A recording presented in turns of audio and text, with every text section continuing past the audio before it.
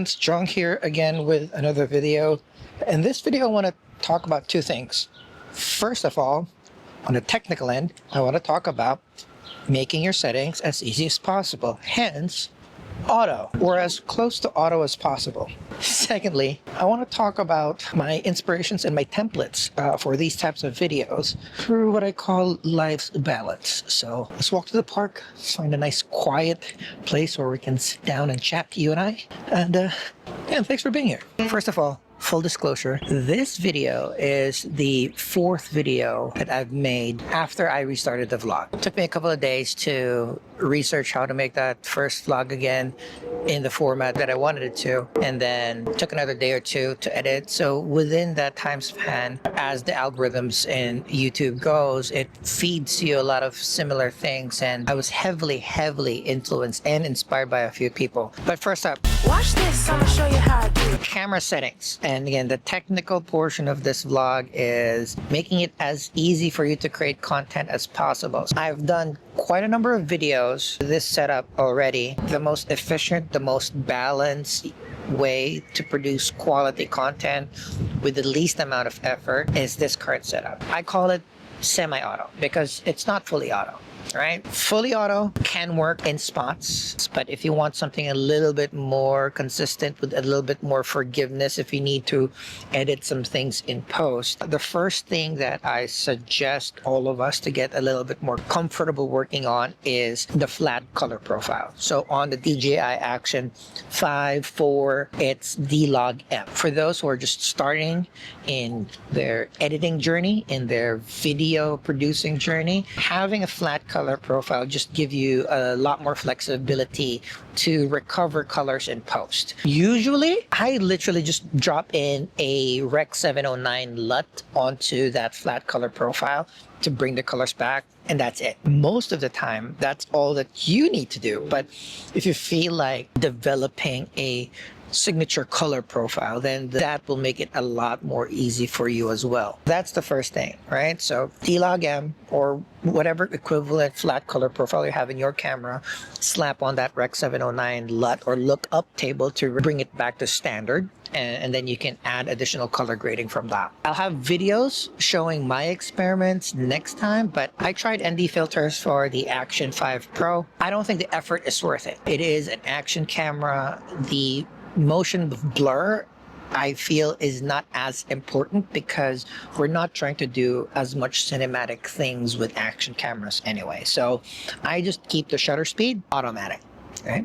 For the ISO, however, we would want to limit that to as low as possible. But we are going in and out of rooms. We are in and out of shade. So manually adjusting that just ruins the momentum if ever that flow happens to you. So setting it to 100 to 800 range. So it's still automatic, but it limits your ISO to going beyond 800. So if you are in a darker situation that needs more ISO, your video is just going to be a little underexposed that case. But I think that that's fine. I think that's, for most situations, if you are in a semi-lit environment, that will be more than enough range for you to work with. So it's still not going to be extremely grainy when you do go into situations where there is limited illumination. So that's my ISO setting. Action cameras have a fixed aperture, so you don't have to worry about that. And for the frame rate, I'm a 24 FPS person, right? I know there's been debates around 24 or 30. If you're just making videos for YouTube, 30 might be slightly sharper and clearer. I do 24 frames per second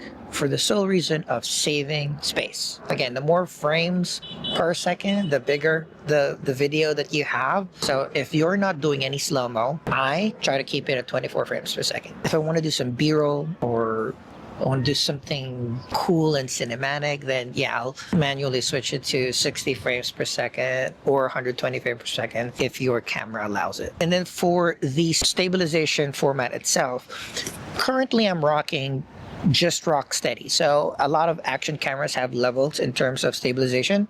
You can have no stabilization, some stabilization, and then super duper stabilization. I try to go towards the middle. I still want that little bit of like shake, a little bit of like natural movement, but when I am sitting down and maybe I'm at a table that is a little wobbly, I don't want those little minor jitters. Like right now, it is hella windy outside. I'm seeing the camera right now sway a bunch. Without rock steady or without stabilization, you'll see those little shakes like that. But with rock steady, it corrects that a little bit. And that's for me enough. Keep it a little bit natural, because the more artificial things you add to your settings, the more the camera will tend to compensate. And then continuing on to what other artificial help the camera does, I set the noise reduction to -2. If I can turn off noise reduction on a camera, I would for particular videos, because all the compensating calculations the camera does to your image makes it a little bit more artificial. Some cameras do it really well. Most action cameras doesn't have that processing power to do so. So I just think it's best to keep the noise reduction to -2. Sometimes I'll put it to -1 when I know I'm going to be in a situation where I will be dark most of the time. That's just so that my ISO gets a little bit of additional help. But if I can help it, I'll put it at -2. And in terms of sharpness, I also put that to -2 because our cameras are too sharp nowadays. So setting it to -2 just takes the edge off slightly, keeps things a little bit more natural. So those are all my settings. Then in terms of the aspect ratio, again, this is personal taste. For vlogs, I love the 4:3, but for everything else, it's 16:9. So technical setup done. Now I want to talk to you about something else. I gotta say, like a pro, gotta hustle, get through it. No sweat, look good when I'm moving. I'm a rise, and it's a little. Yeah. It's another day. Of course, I've already shouted out Chris meets Chris. When I saw the 4:3 format, I just felt it was so cool. And when I was reflecting on why that spoke to me a lot, I think it's the idea that the subject has room on all sides, unlike 16:9 where you kind of have to do the rule of thirds. This one is a little bit more square, a little bit more even across all sides. So that drew me and made me create. And I've been thinking the past couple of months already in documenting the things that makes me want to create more, makes me want to do more things. And that was a good kick in the butt to do vlogs and talking heads like this. So that's number one. And of course, right after that, I've been fed a lot of videos by Luis Hermosilla, and his videos is the one that inspired me to just keep making videos with relatively low touch. Just speak to the camera, just create. I know a lot of creators are like that, but those are the ones that inspired me. So thank you very much, Luis. Thank you very much, Chris. Those are just, I feel, a lot more friendly entry points that provided me safety and encouragement to do talking videos like this. I also especially want to shout out Joe's Talking. He's a professional editor, so he is where I would want to aspire to. A little bit more polished in terms of editing videos like this, based out of LA, but I think I connect with him the most because he's also a fellow Filipino, so a lot of cultural things resonate with me in his vlogs, and using the same setup of an action camera and a wireless mic, again, reinforces the fact that you don't have to spend too much time and effort here. Just create, just do, and hopefully inspire others, and maybe also inspire yourself. So thanks, Joe's Talking too. On a more professional end, Tamara Gabriel is one of the reviewers that I tend to gravitate a little bit more towards too, particularly because she uses pretty much the same setup as well, a little bit more straightforward, but very articulate, very concise in terms of the way that she makes her videos. And hers, if I'm not mistaken, she's more into audio, and her videos is the one that makes me want to make sure that the audio is a little bit more on point, because audio makes your video exponentially more engaging. There's a couple of kids super close by, and I'm extremely shy speaking to the camera. This is a huge problem. I'm working through it.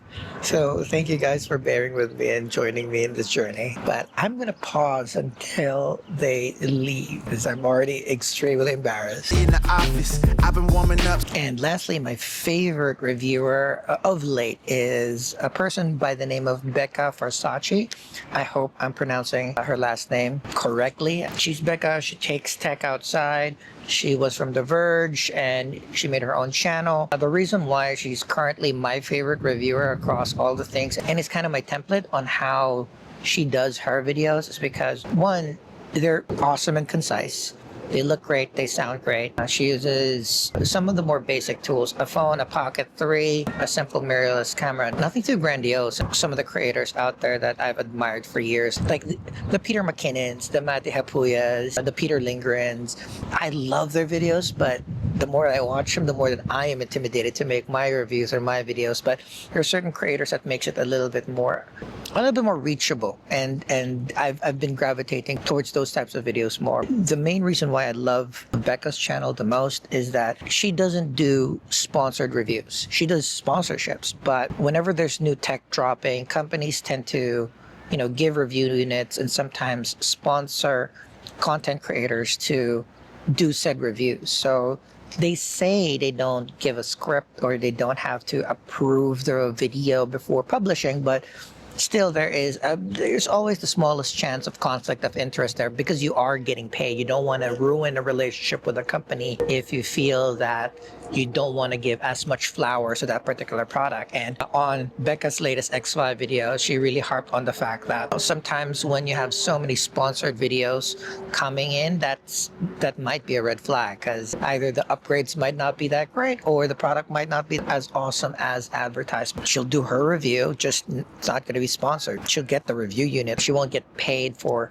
her opinions around it. So I really, really admire that. Small things like those makes me gravitate towards those types of content creators more. I'm saying all that because I was on the high with the reaction on my first vlog, and most of my content is showcasing my friends and people that I know, people in the New York City nightlife, other creators, other creatives, other artists. And that's my mode of creation. I want to spotlight them, highlight them. I do my own reviews and I do my personal videos here and there, but I've never really had traction nor success in most of those videos. I never really sought out that success, but it has always been nice to be acknowledged. And even though my first vlog, even if it was only like a little over 1,000 views and only a couple of comments here and there, but being acknowledged by some of the other creators that I was inspired by really, really, really made my weekend. It was one of the happier days this year, and I've had a lot of them. So thank you very much, every single one of you. I will try my best to comment and resubscribe to your channels as well. And I really want to be part of this creator community that shares not only knowledge but positivity to other people. But life always has a way to balance things out. My first quote-unquote successful vlog in forever, literally 2 days later, I got a strike on my channel. So most of my videos are nightlife performance videos, mostly burlesque. I will film a friend's production of a show. I will cut each one of the performers' performance and send it to them so that they can have reels, audition tape to pass along to other producers, things to review to improve as well, things for their channel too. And for the first time in forever, one of the YouTube shorts that I posted got flagged for inappropriate content, and I was barred from uploading for a week. It really sucked because I really wanted to ride the high of posting more vlogs to continue on having, a vlog that I was quite proud of, and then do a few more videos to follow up around that, and I couldn't. So what I concentrated on during the week that I was banned was to make a bunch of videos about the stuff that I have thoughts on, and combine it with the activities that, helps me with my day-to-day, and doing the vlogs to learn how to speak, communicate, articulate better, maximize the gears that we have, but also continuously find a balance on a not difficult to produce video, but also slightly elevated. I mean, there's no harm in just doing one full take, slapping it on and sharing it to your community. Some of my favorite videos are like that, and that's great.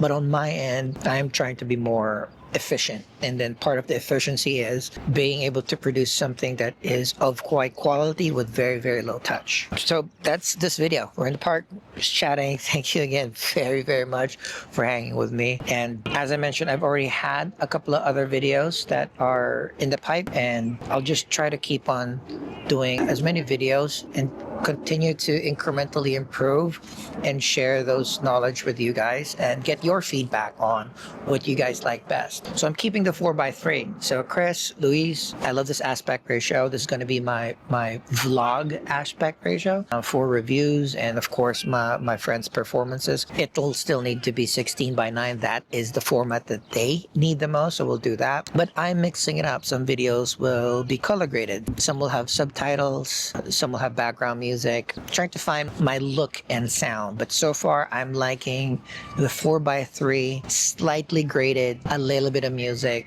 with minor B-roll. I think that's going to be my template. But I'd love to hear what you guys think, what's best, and how I can further improve. And if you guys want me to look at your stuff, come on, let's share things. This is the point of the community. It's like sharing knowledge and all of us trying to lift each other up. Life is hard enough. We need to find more allies so that we can fight the negativity around the world with positivity. So, well, thanks again for hanging out. I'm Jong. See you next one. I'm a rise, and it's a good